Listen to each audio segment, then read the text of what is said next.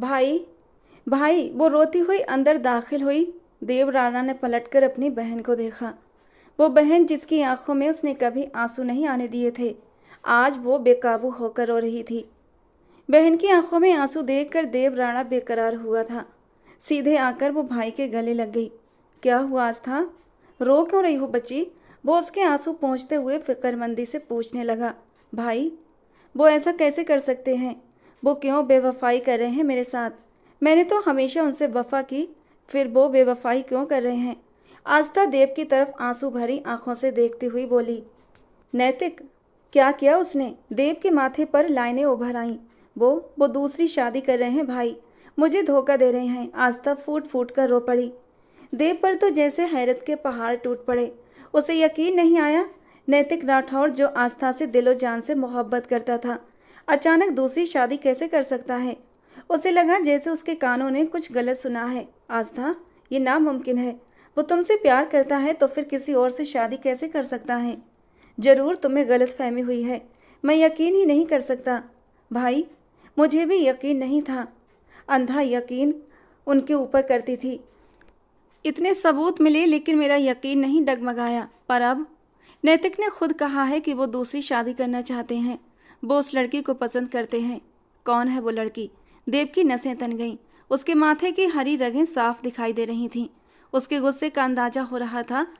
उसके personal secretary सुहाना मेहरा। आस्था के मुंह से सुहाना का नाम सुनते ही देव के दिल को जैसे किसी ने चीर दिया। क्या ये वही सुहाना है? दिल ने धीरे से इस नाम को पुकारा था और इस नाम के साथ देव राणा के दिल की एक धड़कन मिस हुई थी। इधर देखो मेरी तरफ, घर जाओ और रिलैक्स रहो, कुछ नहीं होगा। मेरे होते हुए नैतिक मेरी बहन पर कोई औरत नहीं ला सकता। वो उसे यकीन दिलाता बोला। भाई, वो किसी की नहीं सुनेंगे। उन्होंने कल ही कहा था कि शुक्रवार को वो उससे शादी करेंगे। भाई, मेरी बच्ची का क्या कसूर? वो तो अभी इतनी छोटी है, उसे तो बाप का लाड भी नहीं मिला और अब बाप भी छिन रहा है।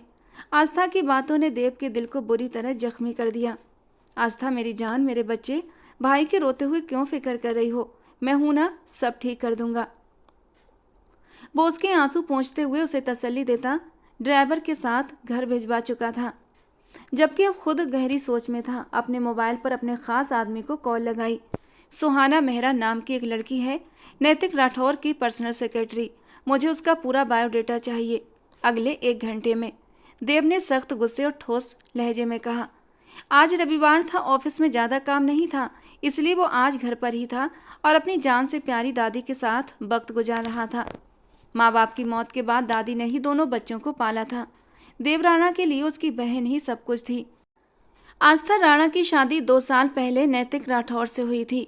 आस्था और नैतिक एक दूसरे से प्यार करते थे। आस्था देव से 4 साल छोटी थी, लेकिन उसकी शादी नैतिक से उसकी मर्जी से हुई थी। नैतिक और देव गहरे दोस्त थे और देव को नैतिक पर पूरा भरोसा था, इसीलिए अपनी नाजों पली बहन को उसके हवाले कर दिया। नैतिक ने भी आस्था को बहुत प्यार दिया, इतना कि आस्था खुद पर गर्व करने लगी। लेकिन क्या यह प्यार सिर्फ 2 साल का था? 2 साल बाद ही नैतिक के दिल से आस्था का प्यार खत्म हो गया। मर्द कब बदल जाए कुछ पता नहीं चलता। शायद मर्द की नेचर ही ऐसी होती है। घर की बिरयानी भी उसे दाल और बाहर की दाल भी उसे बिरयानी लगती है। देव राणा जितना सोचता जा रहा था उतना ही गुस्सा उसका बढ़ता जा रहा था। वो जल्द से जल्द उस लड़की का पता लगाना चाहता था जिससे उसकी बहन के घर पर डाका डालने की कोशिश की थी। मम्मी उठ जाओ, खाना खा लो, फिर दवाई भी लेनी है। सुहाना ने अपनी बूढ़ी बीमार माँ को सहारा देते हुए उठाया और जबरदस्ती उन्हें खाना खिलाकर दवाई दी। सुहाना, आज ऑफिस नहीं गई तुम? हाँफते हुए सांस के साथ माँ ने अपनी बेटी से पूछा। मम्मी, आज इतवार है, आज ऑफिस की छुट्टी है। सुहाना ने माँ का बिस्तर ठीक करते हुए धीरे से कहा। वैसे वो तेरा जो ऑफिस का बॉस है, जो घर भी आया था, भगवान जिंदगी दे, बहुत अच्छा है, वरना इस दौर में कौन किसी की इतनी परवाह करता है। अर्पिता जी ने कुछ सोचते हुए कहा और अर्पिता जी का बिस्तर साफ करते हुए सुहाना के हाथ एक पल के लिए रुक गए। वो कल से इसी उलझन का शिकार थी, माँ से इस बारे में कैसे बात करे, और आज जब उसकी माँ ने खुद ही नैतिक राठौर का जिक्र छेड़ा तो वो खुद को कहने से रोक न सकी। वो धीरे से उनके सामने आकर खड़ी हो गई और दिल की बात जबान पर ले आई। मम्मी, वो मुझसे शादी करना चाहते हैं। नजरें झुकाए, हाथों की उंगलियां मरोड़ते हुए वो अपनी माँ को अपने दिल की बात बता रही थी। जिस तरह वो अपने होठों को कुचल रही थी, उसकी बेचैनी का अंदाजा लगाया जा सकता था। ये क्या कह रही हो सुहाना? कहाँ वो अमीरजादे और कहाँ हम? अर्पिता जी ने उलझते हुए कहा। मम्मी, वो सब जानते हैं हमारे बारे में, हमारी गरीबी के बारे में। सब कुछ देखते भालते उन्होंने मुझे शादी के लिए कहा है, और अभी नहीं, बहुत पहले से कह रहे थे, लेकिन मैंने ही मना कर दिया था। पर कल ही मैंने उन्हें हाँ कर दी। मम्मी, मैंने कुछ गलत तो नहीं किया ना? वो वहीं माँ के पास बैठते हुए चिंता से पूछ रही थी। जो फैसला तो वो कर चुकी थी, लेकिन अब भी उसका दिल अपने इस फैसले पर बेचैन था। एक बेकरारी सी थी उसके दिल में, जो किसी भी पल दूर नहीं हो पा रही थी। बेटा, सोच समझकर फैसला लेना। अमीर जादों का क्या है, उनका तो बाल भी बांका नहीं होता। हम गरीबों के पास सिर्फ इज्जत ही होती है। अर्पिता जी ने उसे 2 शब्दों में सारी बात समझा दी। जी मम्मी, लेकिन वो बहुत नेक और शरीफ इंसान है। उनकी शराफत की वजह से ही मैं उन्हें हाँ कर रही हूँ। इस शुक्रवार को वो कह रहे थे शादी करेंगे, और आपको पता है मम्मी, उन्होंने कहा है वो आपका पूरा इलाज करवाएंगे। कहते कहते सुहाना की आंखों में थोड़ी सी चमक आई थी। शायद यही एक बहुत बड़ी मजबूरी थी जो वो शादी के लिए हाँ कर गई थी, वरना शादी को लेकर उसके दिल में कोई खुशी पैदा नहीं हो रही थी। सुहाना की इस बात पर अर्पिता जी एक पल को चुप हो गईं। शायद अब उन्हें बेटी की बेचैनी की वजह समझ आ गई थी। सुहाना, क्या तुम मेरी वजह से ये शादी करने को राजी हुई हो? तो बेटा ऐसा मत करो। जिंदगी और मौत तो भगवान के हाथ में है। जो नसीब में है वो होकर रहेगा। मुझे याद है तुमने बहुत पहले किसी लड़के का नाम लिया था जब तुम यूनिवर्सिटी में थी, और तब तुम्हारे पापा ने इनकार कर दिया था। तुम मुझसे प्यार करती थी ना? तो क्या? अर्पिता जी अनजाने में ही सुहाना के जख्मों को कुरेद गईं। न चाहते हुए भी एक खूबसूरत और दिल को मोह लेने वाला चेहरा उसकी आंखों के सामने लहरा गया। 2 चमकती आंखें जिसमें ढेर सारे शिकवे भरे हुए थे, वो अब भी सुहाना से शिकायतें कर रही थीं। उसकी आंखों से आंसू टूट कर हथेलियों पर गिरे, और फिर नामहसूस अंदाज में उसने अपने आंसू पोंछ डाले। मम्मी, वो तो बहुत पुरानी बात है, और वो तो कब की गुजर गई, और उस बात को तो अब 3 साल भी हो गए हैं। भूल जाइए उस बात को। वो कभी मेरा मुकद्दर बन ही नहीं सकता था, क्योंकि वो तो एक शहजादा था, राह भटक कर आ गया था, और फिर उसे अपना रास्ता मिल गया और वो चला गया। सुहाना के शब्दों में दर्द ही दर्द था। उसकी आवाज़ की लड़खड़ाहट उसके दिल की हालत बयान कर रही थी, और उसका दर्द अर्पिता जी अपने दिल में महसूस कर रही थी। मम्मी, आप आराम करें, मैं किचन देख लूँ। अभी वो ये कहकर उठने ही वाली थी कि दरवाजे पर जोर जोर से दस्तक होने लगी। ये इस वक्त कौन आ गया जो इतना जोर जोर से दरवाज़ा बजा रहा है? मैं देखती हूँ मम्मी, आप परेशान ना हो। सुहाना ने उठते हुए दरवाज़ा खोला तो एक पल के लिए उसकी सांसें जैसे थम सी गई थीं। सामने खड़े आदमी को देखकर उसे लगा जैसे वक्त वहीं रुक गया हो। काले चश्मे आंखों पर लगाए, दोनों हाथ अपनी पैंट की जेब में डाले, वो सूट बूट में खड़ा कोई और नहीं बल्कि देव राणा ही था। आप? सुहाना को कुछ समझ न आया कि वो क्या कहे। 3 साल पहले के देव और अब के देव में बहुत फर्क था। पहले हर वक्त शरारती और लापरवाह सा रहने वाला देव अब काफ़ी सीरियस और रौबदार पर्सनालिटी का मालिक बन चुका था। देव बिना उसकी बात का जवाब दिए दरवाजे को जोर से धक्का देता अंदर दाखिल हुआ। पूरे घर पर एक उड़ती हुई नज़र डाली। घर के एक एक कोने से गरीबी झलक रही थी। उसके पीछे पीछे उसके 2 बॉडीगार्ड्स भी बंदूक के साथ अंदर आए थे। सुहाना के माथे पर इस बार 2 सिलवटें उभर आईं। आप ऐसे कैसे अंदर आ सकते हैं? चलिए बाहर। सुहाना ने गुस्से से उन हथियारबंद लोगों की तरफ उंगली उठाकर बाहर निकलने को कहा। सॉरी, देर हो गई। अचानक देव का खास दोस्त आनंद आहूजा अंदर आया। तुम यहीं वेट करो, मैं आता हूँ, देव ने आनंद से कहा, और फिर सुहाना की ओर मुड़ा। अंदर चलो, बात करनी है तुमसे, देव ने सख्त लहजे में कहा, और खुद भी अंदर की तरफ बढ़ गया। सुहाना अपने दोनों होठ भींचे उसके पीछे ही अंदर आई। देव जाकर सीधे अर्पिता जी के पास बैठ गया। वो उन्हें गौर से देख रहा था, जबकि अर्पिता जी उसे उलझन भरी नज़रों से देखने लगी। सुहाना को अंदर आता देखकर उनकी सांस में सांस आई। सुहाना, ये? अर्पिता जी ने देव की ओर इशारा करते हुए पूछा। आंटी, मेरा नाम देव राणा है।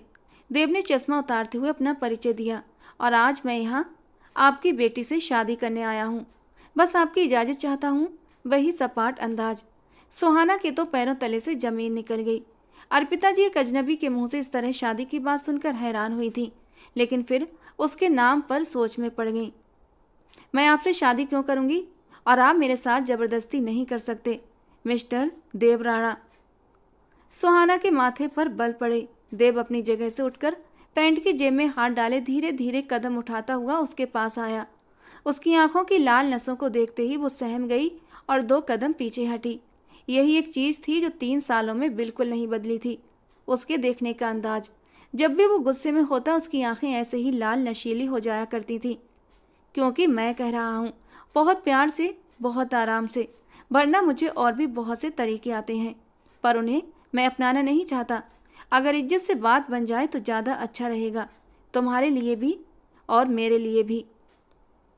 देव ने बिना किसी भाव के सुहाना की आंखों में देखते हुए कहा, आप पागल हो गए हैं?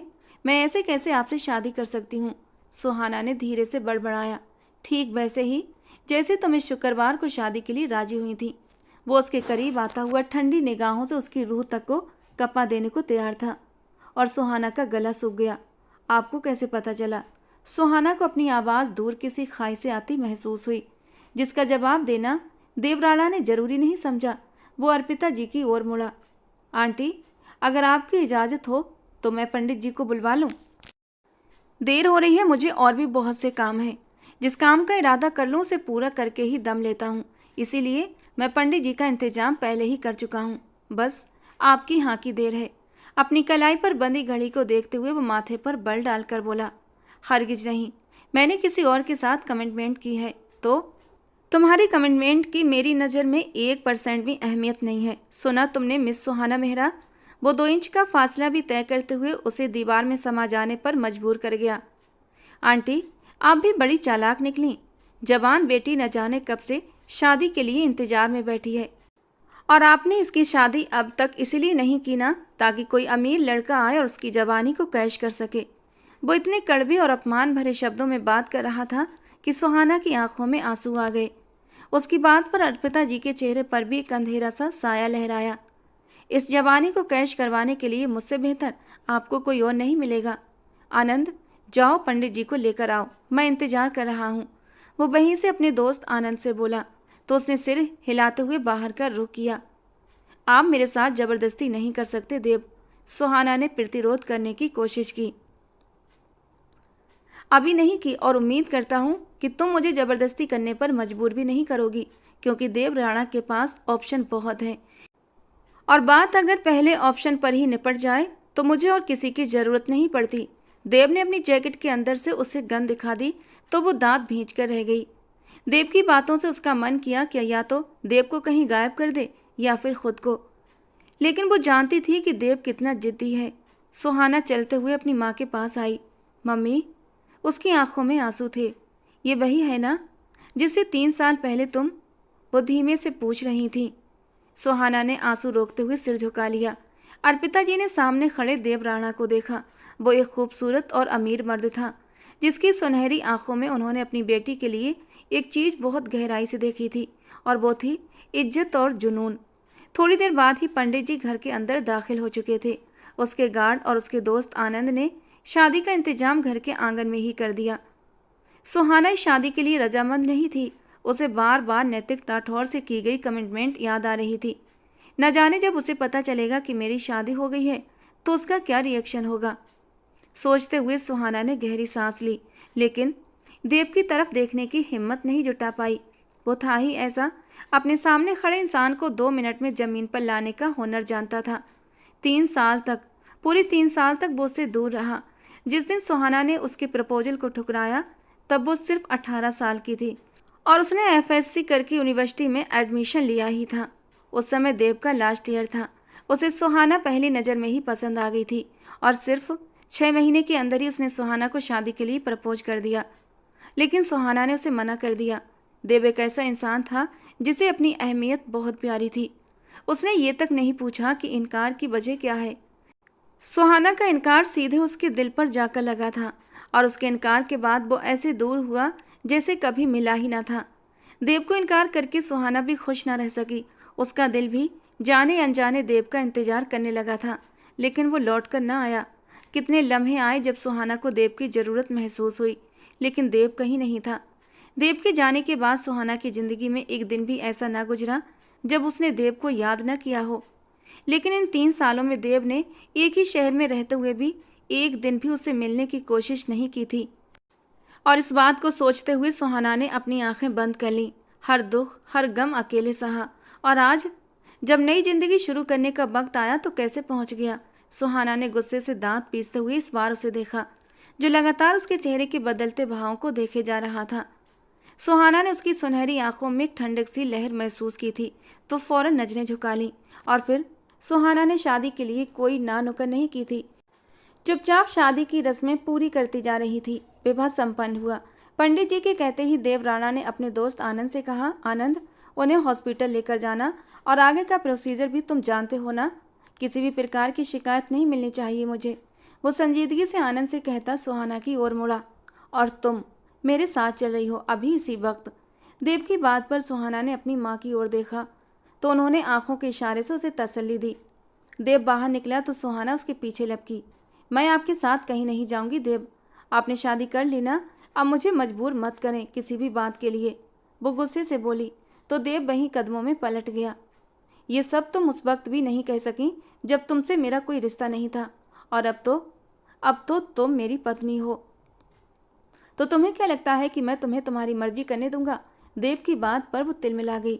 जाओ अपनी माँ से जाकर मिल लो, उसके बाद निकलना भी है यहाँ से, देव ने ठंडेपन से कहा।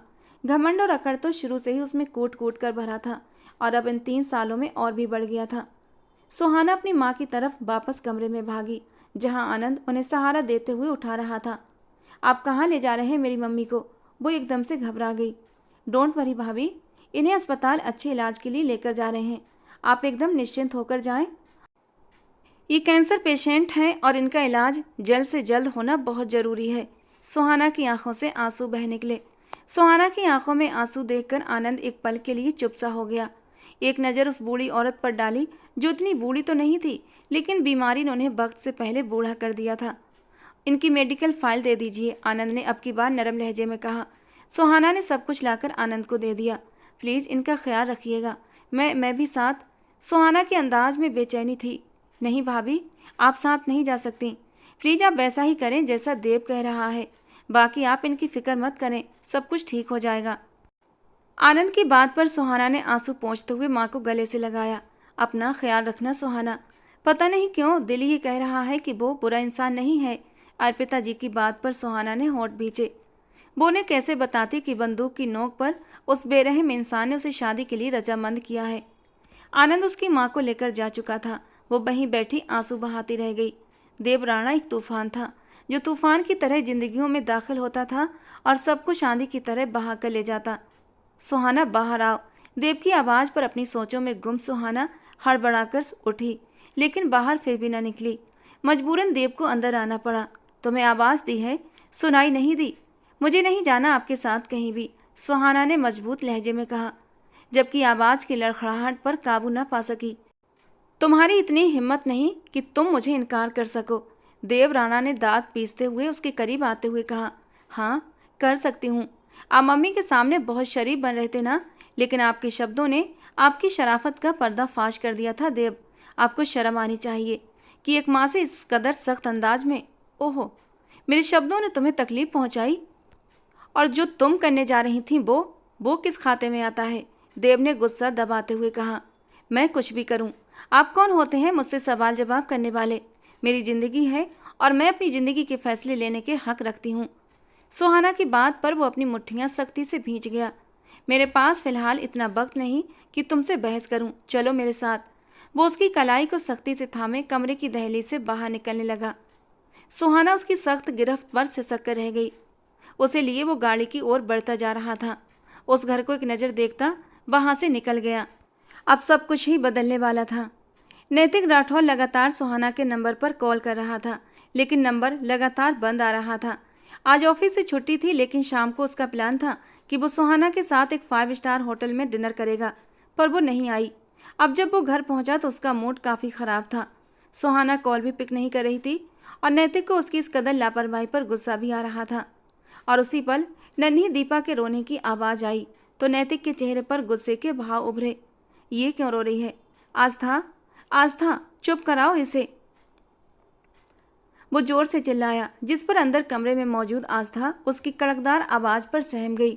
दीपा काफी वक्त से रो रही थी। शायद उसके पेट में दर्द था। वो दूध भी नहीं पी रही थी। आस्था पहले ही उसकी वजह से परेशान थी, अब नैतिक के गुस्सा करने पर और भी परेशान हो गई थी। दीपा को सीने से लगाया तो वो और भी जोर से रोई। गुस्से में नैतिक अंदर आया। कैसी माँ हो तुम, एक बच्ची को चुप नहीं करवा सकती, वो गुस्से से दहाड़ा। सुहाना के ना आने का सारा गुस्सा अब वो आस्था पर उतार रहा था। मुझे नहीं पता क्यों रो रही है, आस्था ने भी रोते हुए जवाब दिया। ये क्या बात हुई, माँ बनने का तो बहुत शौक था तुम्हें, अगर संभाली नहीं जाती औलाद तो पैदा क्यों की। नैतिक की सख्त बातों पर आस्था ने हैरानी से उसे देखा। उसे यकीन आया कि ये वही नैतिक है जिसे औलाद में बेटियां सबसे प्यारी लगती थीं, और आज अपनी बेटी के लिए वो कितना सख्त हो रहा था। आस्था ने दिल पर पत्थर रखकर रुख फेर लिया और फिर से दीपा को सीने से लगाए चुप करवाने लगी, लेकिन वो भी बिल्कुल चुप नहीं हो रही थी। सोमना माँ, सोमना माँ, नैतिक ने वहीं से नौकरानी को आवाज़ें लगाईं। वो उनके घर की बहुत ही पुरानी नौकरानी थी और अब काफ़ी बूढ़ी हो चुकी थी। नैतिक ने उन्हें पुकारा तो वो मुश्किल से अपने कमरे से निकलती बाहर आईं। उनकी तबीयत काफ़ी ख़राब थी आज, इसलिए आस्था ने उन्हें नहीं बुलाया था, वरना वो देसी टोटके करती और दीपा को संभाल लेती। क्या हुआ बेटा, ये बच्ची क्यों रो रही है इतना, उन्होंने फिक्रमंदी से पूछा। सोमना माँ प्लीज़ देखिए इसे, लगातार रो रो कर इसने मेरा दिमाग ख़राब कर दिया है। थोड़ी देर को घर आता हूँ वो भी सुकून नहीं, नैतिक ने गुस्सा बर्दाश्त करते हुए कहा, जबकि सोमना माँ अब दीपा को अपनी गोद में लिए उसके पेट पर अलग अलग जगह पर हाथ रखकर उसे चेक कर रही थी कि उसे कहाँ कहाँ दर्द हो रहा है। आस्था वहीं पास खड़ी अपने आंसू पोंछती बेटी की ओर देख रही थी। दीपा 1 साल की होने वाली थी, शायद दूध हजम नहीं हुआ। बेटा, उसकी दूध हजम करने वाली ड्रॉप्स दिए थे ना डॉक्टर ने, अब वो आस्था से पूछ रही थी। आस्था ने हाँ में सर हिलाया। नैतिक बेटा, बच्ची को हॉस्पिटल ले जाओ, बहुत ज़्यादा दर्द है इसे, डॉक्टर ही देखेगा अब। इस बच्ची का लगातार रोना अब की बार नैतिक को भी बेचैन कर गया। नैतिक ने आगे बढ़कर दीपा को अपनी गोद में उठाया। दीपा बाप की गोद में आते ही उसके सीने से जा लगी। बेख्तियार नैतिक उसकी पीठ सहलाने लगा। थोड़ी देर में दीपा के आंसुओं में कमी आने लगी। आस्था और सोमना माँ ने भी हैरानी से ये मंजर देखा। थोड़ी ही देर में दीपा का रोना थम गया था। अब वो सिर्फ हिचकियाँ लेती लगातार बाप के सीने पर सिर रखे हुए थी, लेकिन चमत्कारी रूप से बिल्कुल चुप थी। नैतिक के दिल को जैसे सुकून सा मिल गया था। आस्था को लगा शायद दीपा सो गई है। उसने आगे बढ़कर दीपा को नैतिक से लेना चाहा कि नैतिक ने हाथ उठाकर उसे वहीं रोक दिया। वो जाग रही थी, अगर आस्था उसे गोद में उठाती तो शायद वो फिर से रोना शुरू कर देती। नैतिक उसे सारी रात अपनी बाहों में उधर से उधर चक्कर लगाता रहा और वो भी बाप के सीने से लगी सुकून पाती धीरे धीरे नींद की वादियों में खो गई। और फिर उसे बहुत सावधानी से उसने उसे काट में लिटाते हुए काफ़ी देर उसे थपकियां देता रहा। उस वक्त वो भूल गया था कि वो गुस्से में था और किसी अनजान लड़की सुहाना के न आने से आपे से बाहर हो रहा था, बल्कि उस वक्त वो सिर्फ और सिर्फ एक बाप था, अपनी प्यारी सी बेटी दीपा का बाप। फिर वो धीरे से पीछे हटा और उस मनमोहनी सूरत वाली छोटी सी मासूम सी नन्ही दीपा को देखने लगा। वो कब से उस महल में मौजूद थी जिसके दरो दीवार तो बहुत ऊंचे थे, लेकिन इंसान बहुत ही छोटे दिल के। देवराणा उसे उस महल में छोड़कर खुद कहीं चला गया था और रात हो चुकी थी, लेकिन वो वापस नहीं लौटा था। वो थक हार कर उसके बिस्तर को एक नज़र देखती अतीत की खिड़कियों में खोती अपनी आंखें बंद कर गईं। मैं नहीं कर सकती आपसे शादी देव, मेरे पापा राजी नहीं होंगे, प्लीज़। सुहाना ने देव के प्रपोजल को 1 मिनट से पहले ही ठुकरा दिया था। वो जो अपनी पढ़ाई पूरी करने के बाद विदेश जाने का इरादा रद्द करके सिर्फ उसके लिए यूनिवर्सिटी आता था, उसका ख्याल रखता था, उसकी हर चीज़ का ख्याल रखता।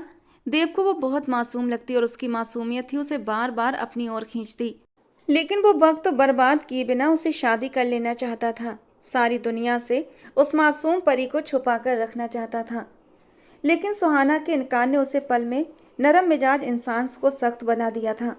वो कोई आम इंसान नहीं था जिसे वो ठुकरा रही थी, वो देव राणा था, एक मिलेनियर जिसके आगे पीछे एक दुनिया फिरती थी। वो जिस चीज़ को चाहता पलक झपकते ही हासिल कर लेता, लेकिन सुहाना को वो उसकी पूरी रजामंदी से अपनाना चाहता था। पर जिस तरह सुहाना ने उसे इनकार किया, वो उसी पल देव के दिल से उतर गई। वो नहीं पूछ सका कि वो इनकार क्यों कर रही है। वो बिल्कुल चुप था। सुहाना को लगा था वो लड़ेगा, चिल्लाएगा, गुस्सा करेगा, जोर जबरदस्ती करेगा, लेकिन ऐसा कुछ भी ना हुआ। वो चला गया इतनी खामोशी से कि वापस लौट कर ना आया, कभी खबर न ली। वो हिंदुस्तान छोड़कर ही चला गया और सुहाना अकेली रह गई। सोचते हुए सुहाना ने एक सिसकी ली। वो कितना जालिम था, ये अंदाजा तो उसे 3 साल पहले ही हो चुका था, जब उस वक्त वो न रुका न पलटा और ना ही पूछा। आज अगर 3 साल बाद वो वापस लौटा था तो जरूर उसके पीछे कोई तो वजह होगी, और आते ही शादी भी कर ली। सुहाना का दिल जोरों से धड़का। ये मुझसे बदला? सुहाना सर पकड़ कर बैठ गई। कुछ भी तो समझ नहीं आ रहा था। कोई गुत्थी सुलझ ही नहीं रही थी जब तक खुद देव सुलझा न देता। रात के 12 बज रहे थे। घड़ी की टिक टिक सुनते वो लगातार पेपर बेड से खेल रहा था। पूरा ऑफिस खाली हो चुका था, लेकिन वो अकेला बैठा किसी गहरी सोच में था। सुहाना मेहरा, उसकी जिंदगी में आने वाली पहली लड़की जिसे उसने दिल से पसंद किया था, और वो लड़की उसकी मोहब्बत को ठुकरा गई थी। और आज 3 साल बाद एक ऐसे आदमी से शादी करने जा रही थी जो न सिर्फ शादीशुदा था बल्कि उसकी बहन का पति था। वो कैसे इतना गिर सकती थी? कुछ पैसों की खातिर उसने सीट की पीठ से टेक लगाकर आंखें बंद कर लीं। वो एक ऐसी लड़की को पसंद करने में धोखा खा गया जो उसके काबिल थी ही नहीं। दरवाजे के खुलने की आवाज़ पर वो चौंक पड़ा। आने वाला आनंद था। तुम्हें घर जाना चाहिए। आनंद की बात पर उसने आंखें खोली। एडमिट हो गई? कोई प्रॉब्लम तो नहीं हुई? उसकी बात काटते हुए बोला। नहीं, एडमिट हो गई और कोई प्रॉब्लम नहीं हुई, बस उनकी बीमारी बढ़ती जा रही है। डॉक्टर कुछ टेस्ट करेंगे, उसके बाद ही वो किसी नतीजे पर पहुंचेंगे। भगवान किसी दुश्मन को भी ये कैंसर की बीमारी न दे। तब तक नहीं जाती जब तक इंसान ख़त्म नहीं हो जाता, आनंद ने उदासी से कहा। कुछ भी हो आनंद, कितना भी पैसा क्यों न लगे, इलाज में कोई कमी नहीं आनी चाहिए, देव ने तेज लहजे में कहा। डोंट वरी, मैं सब अपनी निगरानी में करवा रहा हूँ। तुम्हें भी रेस्ट लेना चाहिए। आनंद ने फिर वही शब्द कहे। जा रहा हूँ। वो अपनी जगह से उठते हुए चेयर से अपना कोट उठाता मोबाइल उठाने लगा। गाड़ी की चाबियाँ उठाते हुए वो आनंद की ओर मुड़ा। चलो, तुम भी साथ चलो। हाँ बस, मैं भी निकल रहा हूँ, सिर्फ तुम्हारे लिए ही आया था, वरना मीरा के इतने कॉल्स आ चुके हैं। मीरा का नाम लेते हुए आनंद के लहजे में मोहब्बत ही मोहब्बत थी। देव बस मुस्कुरा सका। मीरा से आनंद की शादी 4 महीने पहले हुई थी। अरेंज मैरिज थी, लेकिन इन 4 महीनों में दोनों में इतनी गहरी मोहब्बत पैदा हो गई थी कि दोनों एक दूसरे के बिना रह ही नहीं सकते थे। देव ने जैसे ही घर में कदम रखा, सन्नाटे ने उसका स्वागत किया। वो ऑफिस में बैठा काफ़ी देर आस्था की कॉल का इंतजार करता रहा था, लेकिन उसने कोई संपर्क नहीं किया। बिल्कुल चुप थी वो, और देव को खुद उसे डिस्टर्ब करना अच्छा नहीं लगा। अभी भी वो अपने रूम में आया कि सुहाना सोफे पर घुटनों में सिर दिए सो रही थी। उसकी नज़र बिस्तर पर गई जहाँ एक भी सिलवट नहीं थी, मतलब वो बिस्तर पर गई ही नहीं। देव ने होंठ भींचे और अपना कोट एक तरफ सोफे पर फेंका, लेकिन वो मज़े से ठंड में सुकड़ी सिमटी सोई थी। देव उसे ऐसे सोते देख थोड़ा हैरान हुआ, लेकिन अगले पल उसने उसे उठाया और अपने सामने खड़ा कर दिया। वो गहरी नींद में थी। उसके उठने पर लड़खड़ाती नींद में झूलती जमीन पर गिरने लगी कि देव ने उसकी कलाई को मजबूती से पकड़ लिया और वापस सीधा करके खड़ा किया, तो उसकी आंखें धीरे से खुलीं। अपने सामने देव को देख एक पल के लिए वो बिल्कुल गुमसुम हो गई, लेकिन अगले पल उसका दिमाग जाग गया।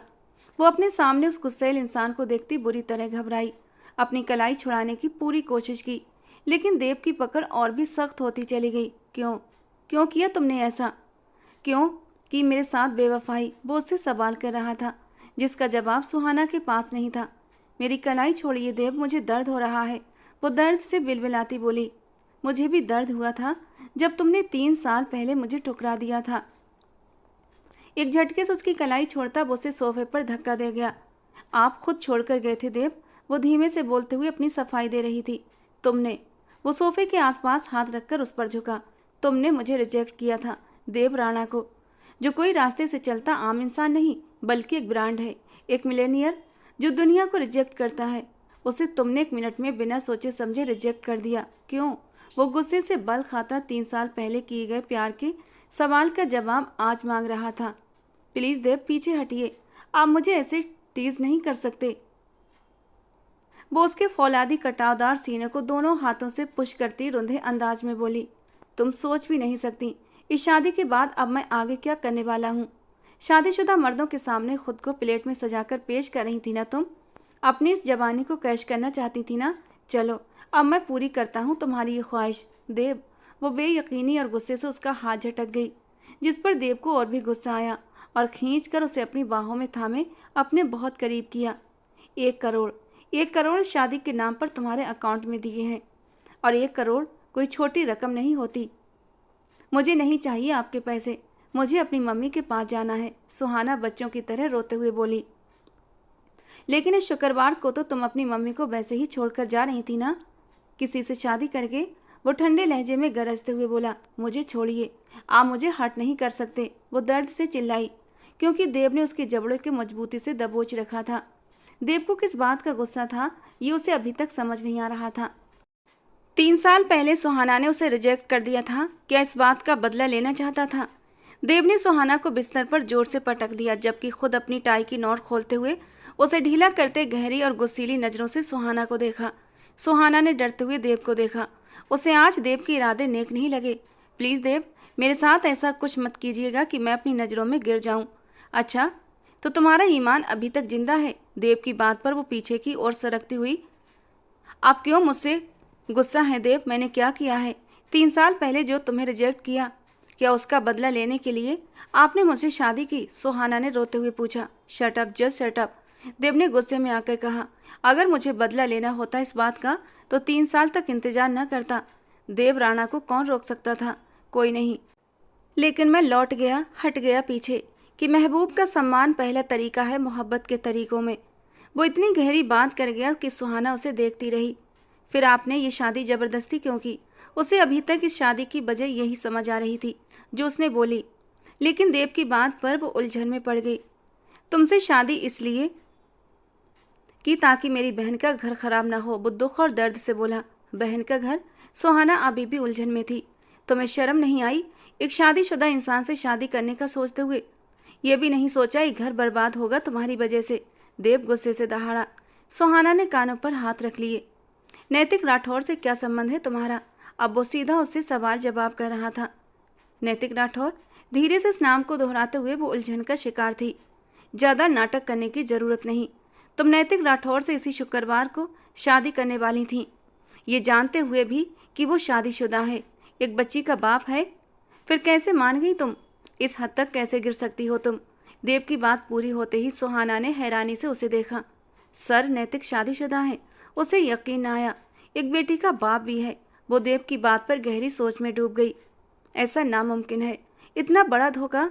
देव, मेरा यकीन करो, मुझे वो ये सब सहन नहीं कर पा रही थी। धोखेबाज को धोखा ही मिलता है सुहाना मेहरा। देव प्लीज मेरी बात सुनो, ये सब अनजाने में हुआ, मुझे नहीं पता था। आप मुझसे जो चाहे कसम ले ले, मैं उसकी बात अभी अधूरी थी। देव ने उसे बिस्तर पर वापस धकेल दिया और उसके चारों ओर हाथ रखकर उसे घेर लिया। वो झट से उठने वाली थी कि देव उसके ऊपर झुक गया और उसके भागने के सारे रास्ते बंद कर दिए। प्लीज देव, मेरा यकीन। वो अपना सिर तकियों पर फेंकते हुए देव से रहम की भीख मांग रही थी। उसकी आंखों से टूटकर गिरते आंसू देव को तड़पा गए। वो बेइच्छा अपनी उंगली से उसके गीले गाल को छू गया। मेरे अलावा किसी को कैसे सोच लिया तुमने? एक बार भी मेरी याद ना आई? वो किसी ट्रांस की हालत में पूछ रहा था। आप छोड़ गए थे मुझे, वो आंसू रोकते हुए धीरे से बोली। छोड़ के भी तुम्हारी वजह से गया था। तुमने इनकार किया। जब मुझे इनकार कर दिया तो उस नैतिक को क्यों इनकार न किया? एक बार फिर वो गुस्से में आ गया। सुहाना उसे फिर से गुस्से में देखकर रोने लगी। सुहाना, ये आंसू बहाना बंद करो, वरना सच में आंसू बहाने की वजह दे दूंगा। उसके आंसुओं से तंग आते हुए माथे पर बल डालते हुए बोला। आप मुझे डरा रहे हैं देव, प्लीज ऐसा कुछ मत करें।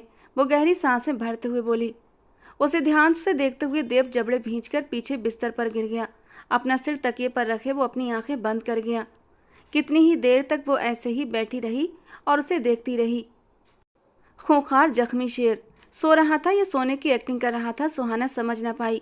1 मिनट से पहले तुम्हारी आंखें बंद हो और तुम सोती नजर आओ, वरना मुझसे बुरा कोई ना होगा। देव ने बिना आंखें खोले उसे सख्त चेतावनी देते हुए कहा, तो वो झट से अपनी आंखें बंद कर गई। देव उठकर बाथरूम की ओर बढ़ गया, जबकि उसके दिमाग में नैतिक की बातें गूंज रही थीं। शादी करोगी मुझसे? तुम्हारी सादगी ने अट्रैक्ट किया है मुझे खुशी है कि तुम्हारी जिंदगी में आने वाला पहला आदमी मैं हूँ। अब से तुम्हारी हर परेशानी मेरी है। तुम बस खुद को मेरे लिए तैयार करो और सारी फिक्रों से आज़ाद हो जाओ। सुहाना की आंखों से आंसू बह निकले। वो कैसे उसकी बातों में आ गई। वो एक शादीशुदा आदमी था और सुहाना को अफसोस हो रहा था कि वो उस इंसान को पहचान क्यों ना पाई। जिंदगी के सफ़र में इस जालिम आदमी के समाज में बिना किसी जायज रिश्ते के वो अब और नहीं जी पा रही थी। उसके पड़ोस में एक घर था। वो एक गुंडा था और इन दिनों हाथ धोकर सुहाना के पीछे पड़ा था, जिसका उसने अब तक किसी से जिक्र नहीं किया था। पर नैतिक राठौर से शादी की वजह यही भी थी, और दूसरी वजह उसकी माँ का इलाज था, जिसे वो बहुत अच्छे से करवाने का वादा कर चुका था। पर देव राणा ने तो ऐसा कोई वादा नहीं किया था। फिर भी सब कुछ समझते हुए उसने सबसे पहले बिना कहे उसकी माँ को अस्पताल पहुंचाया। सुहाना एकदम उठकर बैठ गई। उसे लगा जैसे कमरे में ऑक्सीजन की कमी हो गई हो।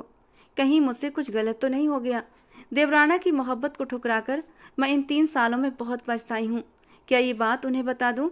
वो गहरी सोच में डूब गई कि उसी पल बाथरूम से निकलते हुए काली सैंडो और लूज ट्राउजर में गीले बालों को तौलिए से पोंछता हुआ वो बाहर निकला। सुहाना का दिल उछलकर गले में आ गया। घबराकर उसने आईने में उसे देखा। लगता है तुम्हें मुझसे हैवी डोज चाहिए जो अभी तक जाग रही हो, मानीखेज लहजे में तीखे अंदाज में कहता वो उसकी ओर मुड़ा था कि अगले ही पल वो बिस्तर पर लेटते हुए करवट बदल गई, जबकि 2 आंसू टूटते हुए तकिए में समा गए। देवराणा कमरे में नहीं रुका। अपनी सिगरेट और लाइटर लेते हुए वो कमरे से बाहर निकल गया। सुहाना ने सख्ती से आंखें मीचते हुए खुद को हिम्मत दी। सुबह का सूरज राठौर हाउस में खुशियां लाया था। अब ये दुख दे या फिर सुख, ये तो वक्त ने तय करना था। आस्था की आंखें दीपा के रोने से खुलीं। इससे पहले आस्था उसे उठाती, नैतिक राठौर ने उसे उठाकर अपने सीने से लगा लिया, लेकिन उसे भूख लग रही थी। वो मुंह बिसूरते हुए रो रही थी। नैतिक राठौर ने उसे धीरे से आस्था को थमाया। आस्था की गोदी में आते ही वो शांति से मुंह में उंगली डालते हुए उसे चूसने लगी। नैतिक राठौर बाथरूम की ओर बढ़ गया, जबकि आस्था उसे फीड करवाने लगी। एक शांति की लहर उसके पूरे शरीर में दौड़ गई और दिल ही दिल में उसने अपने भगवान का धन्यवाद किया। नैतिक अब सुधरने लगा था। जो इरादा उसने अपनी दूसरी शादी का बनाया था उसने उसे छोड़ दिया था, पर वो नहीं जानती थी आने वाले समय में उसकी परीक्षा भी खत्म नहीं हुई थी। दीपा फीड करते हुए सो गई थी और आस्था भी बैठे बैठे उसे फीड करवाते हुए आंख लगा गई थी। और आंख तब खुली जब नैतिक राठौर दीपा को उसकी गोदी से उठाकर बहुत सावधानी से वापस गार्ड में लिटा रहा था। वो हड़बड़ाकर सीधी हो गई। उसे नींद का अच्छा खासा गलबा था। ठीक होकर लेटो, नैतिक राठौर ने धीरे से कहते हुए उसका सिर तकिए पर रखा और उस पर कंबल उड़ा दिया। आस्था उसकी इतनी देखभाल पर दिलो जान से खुश हो गई थी। यही देखभाल तो कहीं खो गई थी उसकी, जो आस्था के जीने की वजह थी।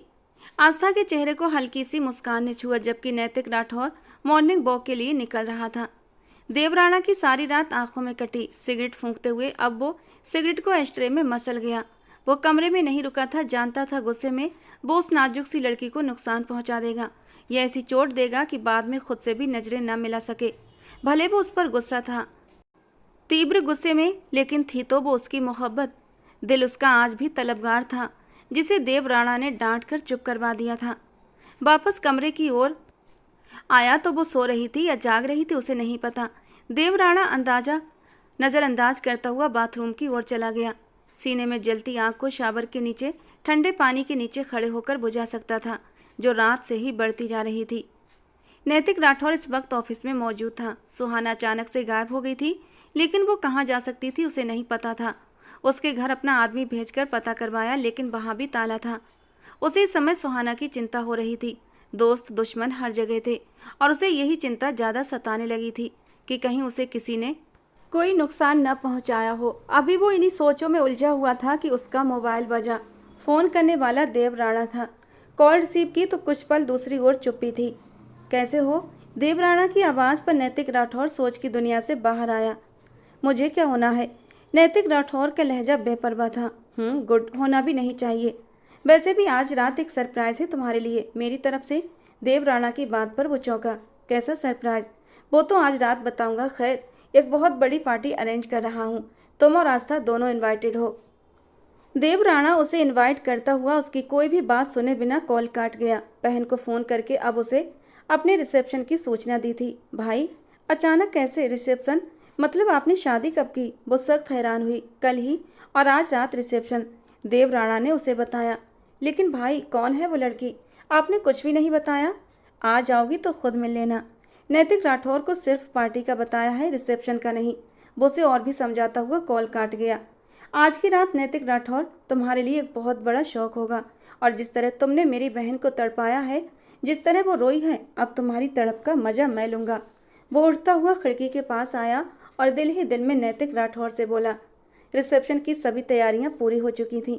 सब कुछ आनंद ने खुद किया था और अपनी पत्नी मीरा को लेकर वो शहर के सबसे बड़े बैंक्वेट हॉल में पहुंच चुका था, जहां इस समय पार्टी की रौनकें शुरू होने वाली थीं। मुझे दुल्हन के पास ले चलें, मीरा ने आनंद से कहा तो उसने उसे ब्राइडल रूम की ओर इशारा करते हुए कहा, मैं जेंट्स की तरफ जा रहा हूँ और तुम अपना ध्यान रखना, ज़्यादा चलना फिरना मत। वो उसे ऊंची हिल्स में देखते हुए घूर कर बोला। वो 2 महीने की प्रेग्नेंट थी और आनंद उसका ऐसे ख्याल रखता जैसे लास्ट मंथ चल रहा हो। मीरा तुरंत ब्राइडल रूम की ओर बढ़ी, जबकि आनंद जेंट्स वाली साइड पर। सब कुछ बहुत अच्छे से अरेंज किया गया था। नैतिक राठौर और आस्था भी आ चुके थे, लेकिन देव राणा से अब तक दोनों की मुलाकात नहीं हुई थी। नैतिक राठौर आस्था के पास खड़ा दीपा को उसकी गोदी से ले रहा था, जो बार बार उसके पास आने को मचल रही थी। तभी लाइट्स ऑन हो गई और एक स्पॉट लाइट्स देव राणा और उसके साथ खड़ी लड़की पर जा ठहरी। नैतिक राठौर की नज़र उठी तो पलटने का भी न सोच पाया। वो कोई और नहीं, सुहाना थी। लेकिन सुहाना देव राणा के साथ। नैतिक राठौर के माथे पर बल पड़ गए। मिले हो तुम हमको बड़े नसीबों से, चुराया है मैंने तुमको किस्मत की लकीरों से। म्यूजिक की आवाज़ सुनते ही नैतिक राठौर होश में आया। ये कैसे हो सकता है? सुहाना देव राणा से? वो ऊंची आवाज में बड़बड़ाया। पास खड़ी आस्था ने उसकी बात सुनते हुए फिर से गौर से भाई के साथ खड़ी उस लड़की को देखा। नैतिक के हाव भाव से आस्था को समझते देर न लगी। वो सारा खेल समझ गई थी। वो बहुत खूबसूरत थी। वो उस लड़की के साथ अपना मुकाबला करने लगी। खूबसूरत तो आस्था भी कम नहीं थी। ऐसा क्या था उस लड़की में जो नैतिक राठौर उसका दीवाना हो रहा था? नैतिक तेजी से स्टेज की ओर बढ़ा, जहां देव राणा और सुहाना एक साथ खड़े थे। चेहरे चमक रहे थे। सभी उनकी जोड़ी की तारीफ कर रहे थे। कॉन्ग्रेचुलेशंस भाई, आपने तो अचानक से सरप्राइज ही कर दिया। इससे पहले नैतिक कुछ कहता, आस्था ने आगे बढ़कर देव राणा को बधाई दी। नैतिक के कदम थम गए। अपने सामने नैतिक राठौर को देखते हुए एक पल को सुहाना के चेहरे का रंग फीका हुआ। चेहरे पर जो झूठी मुस्कान थी पल भर में गायब हो गई। नैतिक राठौर ने गहरी नजरों से उसे घूरते हुए देखा। क्या बात है नैतिक राठौर, तुम बधाई नहीं दोगे? देव राणा ने उसकी नज़रों का फोकस सुहाना की ओर देखते हुए सख्त लहजे में पूछा। नैतिक ने होंठ भींचे और राणा की ओर देखा और बिना कुछ कहे वापस नीचे उतर गया। लंबे लंबे डग भरता हुआ वहां से चला गया। आस्था की आंखें आंसुओं से तर हो गईं। देव राणा ने उसे अपने सीने से लगाकर हौसला दिया। दीपा को उसकी गोद से लेते हुए अब वो प्यार से उसके चेहरे को चूम रहा था और वो मामा की गोदी में आते ही खिलखिला दी थी। आस्था सुहाना के पास जाते हुए उसका हाथ थाम गई। उसका हाथ बर्फ की तरह ठंडा था। आप ठीक हैं? आस्था की मुस्कान बड़ी प्यारी थी। एक पल को सुहाना उसकी मुस्कान देखकर खोसी गई। शायद ये लड़की भी नहीं जानती होगी कि उसका पति मुझसे, वरना वो इतने प्यार से कभी मुझसे बात न करती। सुहाना दिल ही दिल में सोच रही थी, आप बहुत खूबसूरत हैं। मेरे भाई दिल के बहुत अच्छे हैं। अगर उन्होंने आपको अपनाया है तो ये रिश्ता अपनी आखिरी सांस तक निभाएंगे। आस्था उसके होठों पर मुस्कान देते हुए चेहरे को देखकर नरम लहजे में बोली। सुहाना ने गहरी सांस भरते हुए नजरें झुका लीं। वो दिल ही दिल में इस अच्छी लड़की से शर्मिंदा होने लगी, जिसको वो अनजाने में घर बर्बाद करने जा रही थी। वो तो इस लड़की से माफ़ी भी नहीं मांग पा रही थी। इस कार्यक्रम में नैतिक राठौर वापस नहीं आया। कार्यक्रम के अंत में देव राणा खुद अपनी बहन को छोड़ने आया था। कार से उतरते हुए उसने एक अलविदाई नज़र सुहाना पर डाली, जो एक बहुत बड़ी शॉल में लिपटी फ्रंट सीट पर बैठी थी। देव ने आस्था की गोदी से सोई दीपा को उठाया और उसे लेकर राठौर हाउस में एंटर हुआ। बाय भाभी, अपना ख्याल रखना, फिर मुलाकात होगी, आस्था ने प्यार से उसकी ओर देखते हुए कहा। सुहाना ने भी प्यारी सी मुस्कान से उसकी ओर देखा और वो नीचे उतर गई।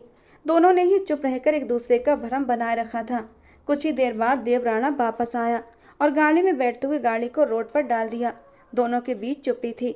सुहाना ने डरते हुए देव राणा को देखा, जो एक हाथ से ड्राइव कर रहा था और दूसरे हाथ से किसी का नंबर डायल कर रहा था। उसके माथे पर इस समय चिंता की लकीरें थीं। सुहाना ने अपनी नजरें झुका ली। हेलो आनंद, कहाँ हो तुम? देव की आवाज़ सुहाना के कानों से टकराई। मैं घर ही जा रहा हूँ, रास्ते में हूँ। आनंद भी गाड़ी चला रहा था, जबकि साथ वाली सीट पर बैठी मीरा नींद से ऊँग रही थी। इन दिनों से नींद भी बहुत आने लगी थी। ठीक है, बाद में बात होती है। देव समझ गया था वो अपनी पत्नी के साथ है, इसलिए और बात नहीं की और कॉल काट दी। अब वो किसी और का नंबर डायल करने लगा कि अचानक उसके हाथ से स्टीयरिंग छूट गया और गाड़ी असंतुलित हो गई। देव, सुहाना ने चिल्लाते हुए देव की बाह पकड़ ली। देव ने मोबाइल छोड़ा, स्टीयरिंग को मजबूती से पकड़ा और गाड़ी को जोर से ब्रेक लगा दी। गाड़ी एक झटके से रुक गई। देव की बाह पकड़े होने के बावजूद उसका सिर डैशबोर्ड से जा टकराया। एक पल के लिए सुहाना को लगा पूरी दुनिया घूम गई। उसने अपना माथा पकड़ लिया और अपनी आंखें कसकर बंद कर ली। देव ने बिना उसकी ओर देखे गाड़ी को रिवर्स किया था। सामने एक गहरी खाई थी। अगर थोड़ी सी भी देर हो जाती ब्रेक लगाने में तो वो दोनों गाड़ी समेत खाई में गिर जाते। उसने बहुत आराम से गाड़ी को रिवर्स करते हुए रोड पर डाला। उस समय उसका दिमाग बुरी तरह भ्रमित था, क्योंकि नैतिक राठौर घर नहीं पहुंचा था और वो उसका पता लगाने की कोशिश में पागल हो रहा था। आस्था की आंखों के आंसू उसे बेचैन कर रहे थे। वो नैतिक राठौर को कहाँ ढूंढे। वो मोबाइल वापस नीचे से उठाकर अपने खास आदमी को कॉल करने लगा, जिसने जल्दी ही नैतिक का पता निकाल लेना था। लेकिन उससे पहले ही आस्था का मैसेज आ गया कि नैतिक घर आ गया है। देव राणा ने राहत की गहरी सांस ली। जो भी था वो उसका दोस्त था, जिगरी दोस्त, उसकी बहन का पति और एक बेटी का पिता भी था। उसकी चिंता होना एक स्वाभाविक बात थी। अब वो शांति से गाड़ी को घर की ओर मोड़ गया। सुहाना की आंखों में आंसू चमक रहे थे, लेकिन वो बिल्कुल चुप रही। देव राणा ने गाड़ी गेट से अंदर कार पोर्च में रोकी तो खुद गाड़ी से उतरते हुए दूसरी ओर से उसके उतरने का इंतजार करने लगा। लेकिन जब दरवाज़ा नहीं खुला तो खुद दूसरी ओर जाकर गुस्से से दरवाज़ा खोला और झटके से सुहाना को नीचे उतार दिया। वो लहराकर उसके कंधे से जा लगी। इतनी वीआईपी नहीं हो तुम कि देव राणा तुम्हारे लिए दरवाज़ा खोलकर तुम्हें बाहर निकालता अपनी पलकों पर बिठाए। वो उसे घूंघट किए देखता गुस्से से दबा दबा चिल्लाया। उसकी कलाई को दबोचे वो अंदर दाखिल हुआ। नैतिक राठौर का कनखियों से उसे देखना, ये बात देव राणा के तन बदन में आग लगाने को काफ़ी थी। कमरे में ले जाते हुए उसे सोफे पर पटका। वो मुंह के बल सोफे पर जा गिरी। सुहाना, देव राणा, भूलना मत अब तुम मेरी पत्नी हो, और कोई भी ऐसी हरकत की जिससे मेरी इज्जत पर सवाल आए तो एक सेकंड नहीं लगाऊंगा तुम्हारी सांसें खींचने में। बिना उसे संभलने का मौका दिया वो उसे घुड़कता लंबे लंबे डग भरता ड्रेसिंग रूम में बंद हो गया। सुहाना ने अपनी शॉल उतारते हुए एक तरफ रखी। उसके माथे पर एक लाल निशान था जिस पर उसे अब भी दर्द हो रहा था। वो आंखों में आंसू लिए आईने के सामने खड़ी थी। माथे की एक तरफ सूजन और लाल निशान देखती वो उसे दबाने लगी, लेकिन सिसकी तेज हो गई। उसे अब तेज दर्द हो रहा था, पर कुछ भी गर्म चीज नहीं थी कि वो उस पर रखे। तेज ठंड की वजह से उसके दर्द में और भी तेजी हो रही थी। वो वापस पलटते हुए वही शॉल उठाती, उसका एक हिस्सा अपने माथे पर रखकर दबाने लगी। कुछ ही देर में इजी नाइट सूट में वापस आता उसे यूं ही सोफे पर बैठा देख एकदम गुस्से में आया। अपने सजे समरे रूप से वो उसे घायल करना चाहती थी। इस बात ने देव राणा को और भी गुस्सा दिलाया। चेंज क्यों नहीं किया? वो उसे कलाई से पकड़े अपनी तरफ खींचते हुए बोला कि उसी पल देव की नज़र उसके माथे पर जा ठहरी, जो बेहद लाल हो रहा था। ये चोट कैसे आई? आप अपनी चोटें देने से रुकें तो मेरी चोट भी देखें। वो भी अपना गुस्सा रोकते हुए रुंधे लहजे में बोली, सुहाना इधर देखो मेरी तरफ। वो उसके माथे को देखते हुए परेशान होकर उसका मुंह अपनी ओर कर गया। उसके माथे को छुआ तो उसकी सिसकी निकली। वो फर्स्ट एड बॉक्स से एंटीसेप्टिक और पेन किलर निकाल लाया और उसके माथे पर लगाने लगा। न चाहते हुए भी सुहाना की आंखों से आंसू बह निकले। मुझे पहले बता देती चोट का, देव राणा ने धीमे लहजे में कहा। मुझे अब तकलीफ़ों की आदत डाल देनी चाहिए ना देव राणा, क्योंकि आप मुझे लाए ही इसलिए हैं, सुहाना ने हिचकी लेते हुए कहा। सुहाना, ऐसी बात होती तो रात को ही तुम पर जुल्म और सितम के पहाड़ तोड़ देता, बल्कि तुमसे शादी ही न करता। उसकी बात पे सुहाना ने उसे दुखी निगाह से देखा। जब मेरी बहन ने मुझे बताया कि उसका पति किसी की जुल्फों का दीवाना हो गया है तो जी चाहा उस लड़की की जान ले लूं, लेकिन फिर सोचा उसे कैद खाने में डाल दूं ताकि नैतिक को वो मिल ही न सके। लेकिन जब ये पता चला वो लड़की सुहाना है तो दिल ने दुआ की थी कि वो सुहाना तुम ना हो, पर कुछ दुआएं कबूल नहीं होती। वो तुम ही थी, पर नहीं कर सका कुछ भी बुरा तुम्हारे साथ। गुस्सा था मुझे, बहुत ज़्यादा गुस्सा, लेकिन उस मोहब्बत का क्या करता जो 3 साल से मेरे दिल में बस चुकी थी। न जाने क्यों दिल को यकीन था कि तुमने आज भी खुद को मेरे लिए संभाल कर रखा होगा, और तुम मिली भी तो किस रूप में। और फिर तुम चाहती हो कि मैं गुस्सा भी ना करूं, तुम्हें कुछ कहूं भी ना। वो उसके पास आया, माथे पर बल डालते हुए बोला, आप मुझसे आज भी मोहब्बत? वो हैरानी से पूछ रही थी। ये मेरी बदकिस्मती है कि ये दिल मेरी नहीं सुनता, तुम्हारी ही चाहत करता है। तुम्हें अपना बनाने के बाद भी तुम्हारे ऊपर किसी तरह का, काश तुम समझ पाती। देव राणा ने गहरी सांस लेते हुए मुंह फेर लिया। सुहाना ने अपने आंसू पोंछे। देव, क्या आप सब कुछ भूल कर मुझे माफ़ नहीं कर सकते? हम अपनी ज़िंदगी एक नए सिरे से, ये कैसे भूल जाऊं कि तुम नैतिक राठौर से शादी कर रही थी। इस बात को चाह कर भी मैं अपने दिमाग से, अपने दिल से निकाल नहीं पा रहा। सुहाना, तुमने बेवफाई की है। मैं बेवफा नहीं देव, मैं बेवफा नहीं, न कल थी न आज हूँ। इस दिल में कल भी आप थे, आज भी आप हैं। वो उसके पास जाकर उसके दोनों हाथ थामते हुए बोली, मैंने आपके अलावा किसी को नहीं चाहा, और आप ही तो चले गए थे मुझे छोड़कर। तो और क्या करता, तुमने ही कहा था जाने को। देव ने होंठ मींचते हुए कहा। आप इंतजार में थे कि मैं इनकार कर दूं, और फिर पलटकर खबर भी न ली कि मैं किस हाल में हूँ। एक अहम ही तो था मेरे पास, मैं कैसे पूछता। देव ने उसके आंसू पोंछते हुए धीमे लहजे में कहा। अहम क्या मोहब्बत से ज़्यादा प्यारा था? वो भी उसके थोड़ा सा पास आते हुए बोली। तो देव राणा को वो बेहद प्यारी लगी। तुम बहुत ज़्यादा प्यारी हो, वो उसके गालों पर अपना अंगूठा फेरते हुए बोला। तो सुहाना की पलकें झुक गईं। वो दीपा को फीट कराती बिस्तर पर आई थी कि नैतिक राठौर की गाड़ी का हॉर्न सुनाई दिया, और आस्था ने भगवान का धन्यवाद करते हुए देव राणा को मैसेज कर दिया था। नैतिक अंदर आया तो वो काफ़ी थका हारा सा लग रहा था। आपकी तबीयत ठीक है ना? आस्था ने उसका हाथ थामकर पूछा, तो वो दुखी निगाहों से देखता हुआ अपना हाथ पीछे हटा गया। तुम्हारे भाई ने अच्छा नहीं किया, मैं उसे छोड़ूंगा नहीं, वो गुस्से से बोला। तो आस्था अपनी जगह से उठकर खड़ी हुई। मतलब अब वो लड़की उसके भाई की पत्नी थी और नैतिक अभी भी बाज नहीं आ रहे थे। ठीक है, आपको जो करना है आप कर लें, लेकिन आपको मुझे तलाक देनी होगी। आस्था ने अपने आंसू अंदर ही अंदर पीते हुए बिना डरे उससे कहा। तो अगले ही पल नैतिक राठौर ने गुस्से से उसके गले पर हाथ रखा, लेकिन जरा भी पकड़ कड़ी न की। आस्था का दिल उछलकर गले में आ गया। खबरदार, जो अपने लबों से दोबारा ये लफ्ज़ निकाला तो जान ले लूँगा तुम्हारी। मेरे नाम के साथ तुम्हारा नाम हमेशा जुड़ा रहेगा, मरते दम तक, समझी तुम? वो उसे दीवार से लगाते हुए धीमे लहजे में गुर्राया। क्यों? आपका एक औरत से दिल भर गया तो आप दूसरी शादी कर रहे हैं। मैं क्या शोपीस हूँ जिसे ज़बरदस्ती अपने नाम के साथ जोड़कर रखना चाहते हैं? मैं भी एक इंसान हूँ, जीती जागती आपकी बच्ची की माँ हूँ। लेकिन आपका दिल तो बाहर की औरतों के लिए मचल रहा है ना? मुझ में तो अब कुछ बचा ही नहीं जो आप मेरे पास। आस्था, अपनी जबान को लगाम दो, उतना ही खोलो जितना बाद में सह सको। वो से गुर्राते हुए बोला। छोड़िए मुझे और जाइए जिसके पास जाना है। बस समझ लीजिए आस्था मर गई। वो रोते हुए उसे पीछे धकेलती उसके सीने पर दोनों हाथ मारती अपना चेहरा छुपाए बुरी तरह रो पड़ी। और आस्था की बात पर नैतिक के दिल पर एक घूंसा सा पड़ा था। आस्था जो उसकी जिंदगी थी, उसके मरने की बात सुनते ही उसका दिल तड़प उठा। उसे नहीं पता वो कैसे राह से भटक गया था, कैसे सुहाना की मासूमियत पर मर मिटा था। लेकिन आज आस्था को रोते देखकर उसकी आंखों के पड़े हर पर्दे हट चुके थे। नैतिक ने उसे अपनी बाहों में भरते हुए उसकी कमर को सहलाया। आज आस्था ने अपने होने का एहसास दिलाया तो वो दिल ही दिल में खुद से शर्मिंदा हुआ। कैसा इंसान था जो अपनी स्वर्ग जैसी दुनिया को छोड़कर अपने लिए नर्क बना रहा था। उसके माथे पर प्यार देते हुए उसने अपने सीने से लगा लिया। एक नज़र सोई हुई दीपा को देखा तो भगवान का धन्यवाद किया कि वो भटकने से बच गया। खबरदार, जो आज के बाद मरने की बात की, खुद अपने हाथों से तुम्हारी और अपनी जान एक कर दूंगा, समझी तुम? कहते कहते वो आस्था को अपने सीने में भींच गया था। एक ऐसा सुकून मिला था उसे जो उसके अंदर तक उतर गया था। नादान था वो जो इस सुकून से भाग रहा था, और आस्था की आंखों से खुशी के आंसू निकल पड़े। भगवान ने उसका घर टूटने से बचा लिया था। क्या हुआ, तुम सोई नहीं अभी तक? सुहाना को करवट बदलकर अपनी ओर देखते हुए वो धीरे से पूछने लगा।